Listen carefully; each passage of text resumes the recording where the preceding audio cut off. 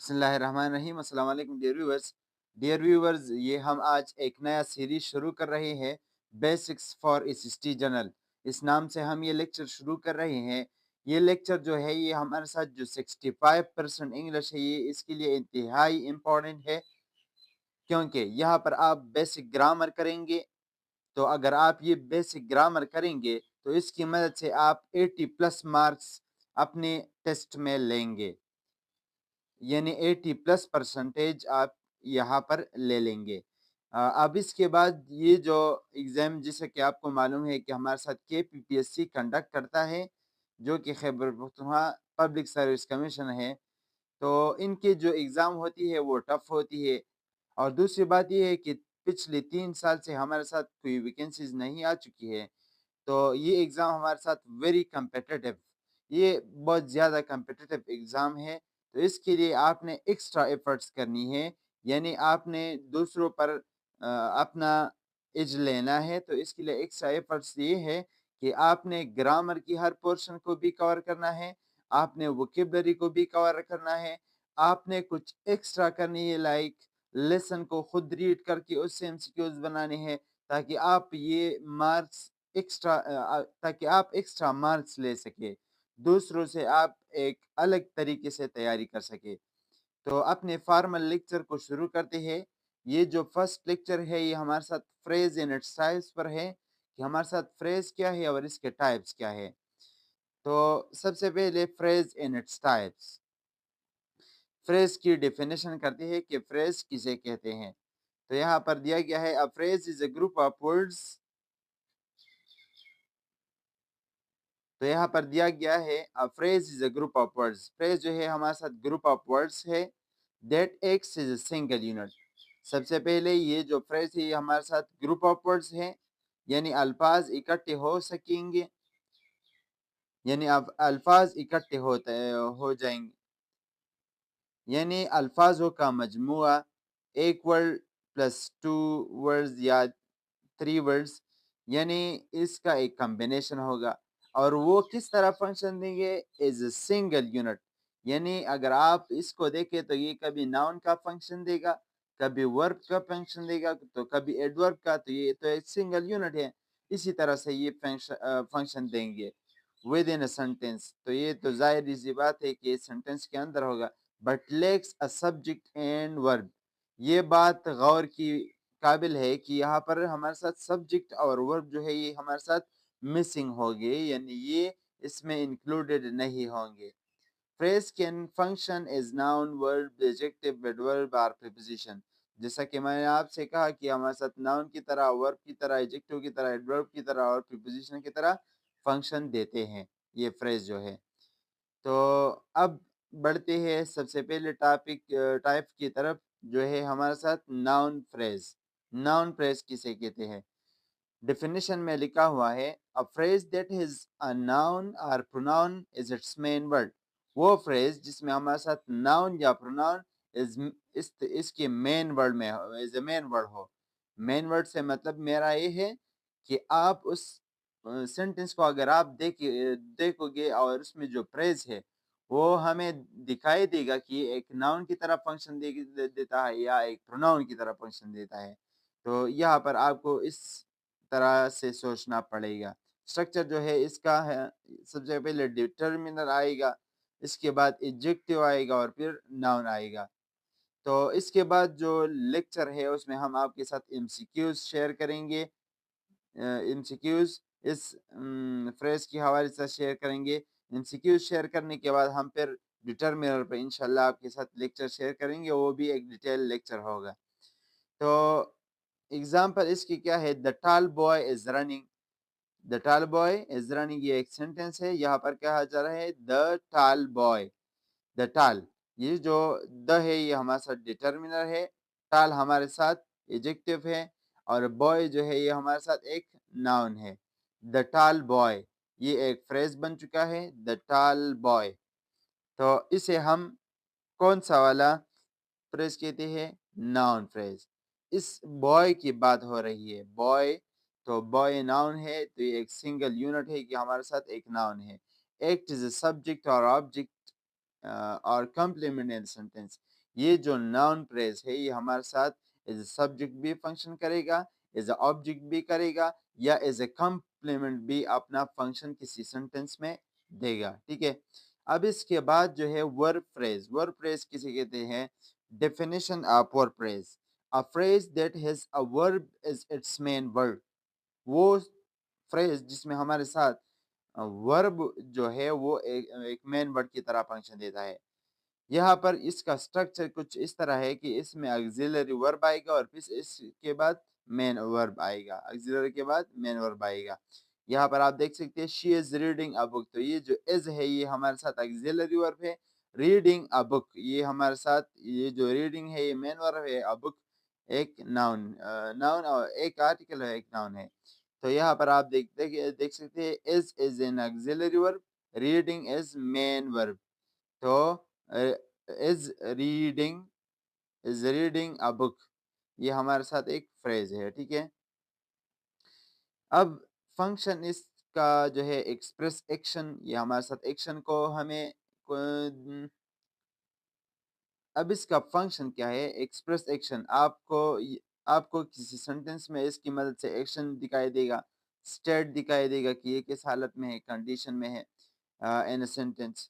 Okay, एक sentence में आपको ये एक कंडीशन बताएगा या हालत या एक्शन दिखाई देता है, ताकि ये पर्टिकुलर सब्जेक्ट किस तरह एक्शन कर रहा है, ये किस हालत में है, तो ये एक सेंटेंस में आपको एक्सप्रेस करेगा। एग्जाम्पल इसकी क्या है? They have finished the work, उन्होंने अपना काम खत्म कर दिया है। हैव फिनिश्ड द वर्क ये फ्रेज है। ठीक है, अब इसके बाद जो अगला टाइप है वो है हमारे साथ एडजेक्टिव फ्रेज। एडजेक्टिव फ्रेज किसे कहते हैं? तो एडजेक्टिव फ्रेज के डेफिनेशन में है a phrase that has an adjective is its main word. वो फ्रेज जिसमें हमारे साथ adjective is a main word function देता हो उसे हम एडजेक्टिव फ्रेज कहते हैं। लाइक स्ट्रक्चर इसका किस तरह होगा?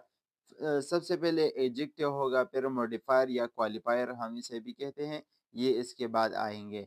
एग्जाम्पल इसका क्या है? The movie was very interesting. तो सबसे पहले ये जो वेरी है ये एक मॉडिफायर है, और इंटरेस्टिंग जो है ये एक एडजेक्टिव है। वेरी इंटरेस्टिंग हमारे साथ एक फ्रेज है। अब इसका फंक्शन किस तरह है?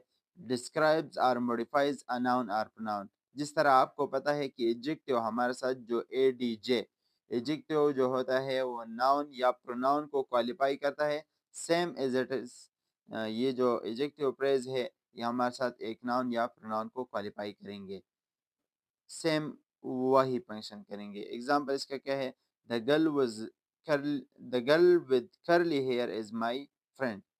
वो लड़की जिसके कर्ली हेयर है वो मेरी दोस्त है। तो यहाँ पर देखिए कर्ली हेयर ये, तो यहाँ पर फ्रेज क्या है? My friend. ये माई जो है ये एडजेक्टिव है और नाउन को क्वालिफाई करता है, तो ये एक नाउन फ्रेज है। ठीक है, एडजेक्टिव फ्रेज है, सॉरी। अब इसके बाद जो अगला टाइप है वो है हमारे साथ एडवर्ब फ्रेज। ये हमारे साथ फोर्थ नंबर टाइप है। यहाँ पर डेफिनेशन दिया गया है a phrase that has an adverb in its mains word is it main word. Adverb जब हमारे साथ किसी फ्रेज में एज अ मेन वर्ड आता है तो उसे हम क्या कहते हैं? Adverb phrase. स्ट्रक्चर इसका कुछ यूँ है, एडवर्ब आएगा और फिर इसके बाद मॉडिफायर आएगा। ठीक है, हियर एंड वेरी क्विकली, तो वेरी एक एडजेक्टिव है, क्विकली एक मॉडिफायर है। तो वेरी वेरी मॉडिफायर और क्विकली एडवर्ब है। ठीक है, वेरी क्विकली फंक्शन ये कुछ इस तरह देगा। मॉडिफाइज अ वर्ब, ये एक वर्ब को मॉडिफाई करेगा, एडजेक्टिव को मॉडिफाई करेगा, या अनदर एडवर्ब। सेम एडवर्ब की तरह इसका फंक्शन होगा।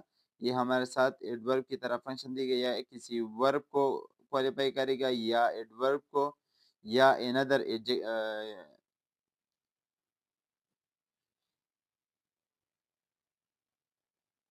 ये हमारे साथ एक वर्ब या एडवर्ब जो अनदर एडवर्ब होता है, एडवर्ब खुद एडवर्ब को या एडजेक्टिव इसको हमारे साथ ये क्वालिफाई करेगा। तो सेम इज इट इज, तो सेम जो एडवर्ब का फंक्शन है ये एडवर्ब फ्रेज का भी है। ठीक है, अब इसके बाद जो है हमारे साथ है प्रीपोजिशनल फ्रेज। प्रीपोजिशनल फ्रेज किसे कहते हैं?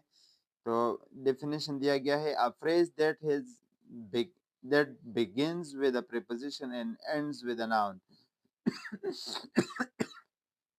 सॉरी, वो फ्रेज जो कि हमारे साथ एक प्रीपोजिशन से शुरू होता है और एक नाउन या प्रोनाउन पर एंड होता है, और वो नाउन जो है या pronoun object of the preposition होता है। ठीक है, अब यहाँ पर आप देख सकते हैं structure, preposition plus object plus modifier, ये इस तरह की स्ट्रक्चर में आएंगे।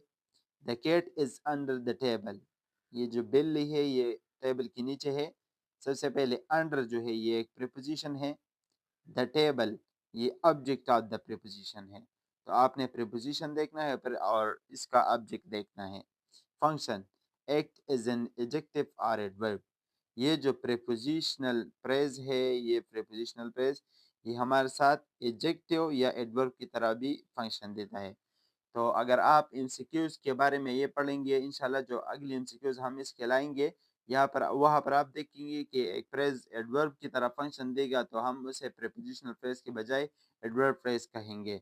तो ये बात आपने जहन में याद रखनी है कि हमारे साथ अगर ऑप्शन में प्रीपोजिशनल फ्रेज नहीं दिया गया है और वो एक प्रीपोजिशनल फ्रेज दिखाई देता है, तो वो फिर आपने एडजेक्टिव और एडवर्ब की तरफ जाना होगा। एग्जाम्पल इसका क्या है, the boy is in red shirt is my brother, वो लड़का जो कि रेड शर्ट में है वो मेरा भाई है। तो यहाँ पर आप देख सकते हैं in the red shirt, in the red shirt ये एक हमारे साथ प्रीपोजिशनल फ्रेज है। ठीक है, अब इसके बाद जो 6 नंबर टाइप है उसमें क्या कहते हैं, जेरंड फ्रेज। तो जेरंड फ्रेज किसे कहते हैं, डेफिनेशन में दिया गया है, a phrase that starts with the gerund, वो फ्रेज हमारे साथ जो है कि हमारे साथ जेरंड से स्टार्ट होता है, आईएनजी फॉर्म ऑफ वर्ब। जब हम फर्स्ट फॉर्म वर्ब के साथ आईएनजी लगाते हैं तो इसे हम इससे हम हमारे साथ जेरंड बनता है। And x is a noun, ये जो जेरन होता है इसका मेन फंक्शन जो होता है वो एज अ नाउन फंक्शन होता है। तो जेरन फ्रेज का भी हमारे साथ नाउन की तरह फंक्शन होगा। Gerund plus object or modifier. ठीक है, swimming as in swimming in the river is fun, swimming ये हमारे साथ एक जेरन है, इन द रिवर ये इसका ऑब्जेक्ट है। तो स्विमिंग इन द रिवर ये एक फ्रेज है। स्विमिंग जेरंड और इन द मॉडिफायर भी इसे हम कह सकते हैं। Function, x is a subject, जैसे कि आपको मालूम है कि नाउन ये जेरंड जो है नाउन की तरह फंक्शन देता है, जो नाउन का भी सब्जेक्ट आता है, कभी ऑब्जेक्ट आता है, कभी हमारे साथ कम्प्लीमेंट की तरह फंक्शन देता है। सेम फंक्शन ये हमारे साथ जेरंड फ्रेज देगा। शी enjoys रीडिंग नॉवेल्स, तो ये जो रीडिंग नॉवेल्स है ये इज ऑब्जेक्ट हमारे साथ आया है, तो यहाँ पर ऑब्जेक्ट की तरह फंक्शन देता है। ठीक है, अब इसके बाद जो है इन्फिनेटिव फ्रेज, इन्फिनेटिव फ्रेज किसे कहते हैं, डेफिनेशन दिया गया है, a phrase that begins with two plus base form of the verb, जो फ्रेज हमारे साथ टू से शुरू हो जाता है, ये जो प्रीपोजिशन टू है, और इसके बाद हमारे साथ base form of the verb होगा, यानी first form of the verb होगा, तो उसे हम इन्फिनेटिव फ्रेज कहते हैं। ठीक है, टू प्लस वर्ब इसका स्ट्रक्चर कुछ भी है, to plus verb plus object और modifier. She likes to dance carefully, to dance care gracefully, sorry, ये हमारे साथ एक फ्रेज है। To dance infinitive phrase. ठीक है, टू डांस भी हम इसे कह सकते हैं। Function, x is a noun, ये हमारे साथ एक नाउन की तरफ फंक्शन देगा, एडजेक्टिव की तरह फंक्शन देगा और एडवर्ब की तरह फंक्शन देगा। इन्फिनेटिव फ्रेज तीन फंक्शन देंगे, is a noun, is adjective, is an adverb. ठीक है, टू विन, टू विन ये एक सॉरी इन्फिनेटिव फ्रेज है, the prize is my dream, to win ये एक इन्फिनेटिव फ्रेज है। ठीक है, अब इसके बाद जो अगला टाइप है वो 8 number participle press. Participle press किसे कहते हैं, डेफिनेशन है, a phrase that begins with a participle, वो फ्रेज जो हमारे साथ एक पार्टिसिपल से शुरू होता है उसे हम पार्टिसिपल फ्रेज कहते हैं। ये इसके साथ present form of the verb आएगा और इसके साथ आईएनजी होगा, पास्ट फॉर्म आएगा तो उसके साथ ईडी होगा। तो इसके बाद एंड मॉडिफाइज द नाउन, ये हमारे साथ एक नाउन को मॉडिफाई करेंगे। यहाँ पर आप देख सकते हैं स्ट्रक्चर इसका पार्टिसिपल प्लस ऑब्जेक्ट और मॉडिफायर। पार्टिसिपल आएगा और फिर उसके बाद ऑब्जेक्ट और मॉडिफायर आएगा। एग्जांपल यहाँ पर देख सकते हैं, the boy running in the park is my brother. तो रनिंग इन द पार्क ये एक फ्रेज है, तो इसमें जो पार्टिसिपल है वो है रनिंग। ये मैंने आपसे अभी कहा कि एक जेरंड है, तो जेरंड भी हमारे साथ इस तरह बनता है और पार्टिसिपल प्रेजेंट पार्टिसिपल भी इस तरह बनता है। पार्टिसिपल फ्रेज मॉडिफाइंग बॉय, ये बॉय की तरह के बारे में हमें मालूमात दे रहा है, उसे क्वालिफाई कर रहा है, तो ये इस नाउन को क्वालिफाई करता है, तो इसे हम पार्टिसिपल फ्रेज कहते हैं। Function is x is an adjective, ये जो पार्टिसिपल फ्रेज होगा ये हमारे साथ एडजेक्टिव की तरह फंक्शन देगा। ये तो ज़ाहिरी बात है कि अगर किसी नाउन को क्वालिफाई करता है तो वो तो हमारे साथ एडजेक्टिव होता है, तो ये एडजेक्टिव की तरह फंक्शन देता है। Broken the storm, the tree fell down, तो ये जो फ्रेज है यहाँ पर जो है हमारे साथ पार्टिसिपल नहीं है जो कि ईडी वाला है और यह आईएनजी वाला है, तो आप इसको कंसिडर कर सकते हैं। मुझे जवाब दीजिए कि यहाँ पर आप पार्टिसिपल फ्रेज किसे कहते हैं। Thank you so much for watching this video, stay blessed and be prepared for your exams.